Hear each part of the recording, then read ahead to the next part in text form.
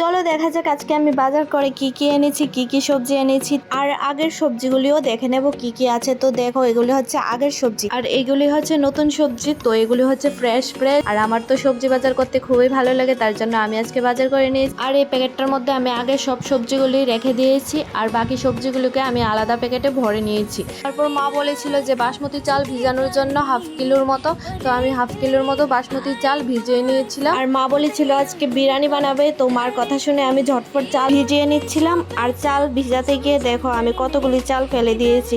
তারপরে আর কি, এগুলি তো আর নষ্ট করা যাবে না, আর এই চালগুলির দাম তো অনেকটাই, তার জন্য এগুলি তো কোনোভাবেই নষ্ট করা যাবে না। তো আমি সবগুলি চালকে আবার কুড়িয়ে নিয়ে ডিবিতে রেখে দিয়েছি। আর মা দেখো এদিকে হলুদ হলুদ বিরিয়ানি বানিয়ে নিয়েছে, আর বিরিয়ানিটা খেতে কিন্তু অসাধারণ ছিল। আর সাথে ছিল চিকেন কষা আর স্যালাড। তারপর আমি একটা থালার মধ্যে নিয়ে নিচ্ছিলাম বিরিয়ানি আর চিকেন কষা, আর সাথে কিন্তু স্যালাডও নিয়ে নিয়েছি। এটা খেতে কিন্তু অসাধারণ ছিল।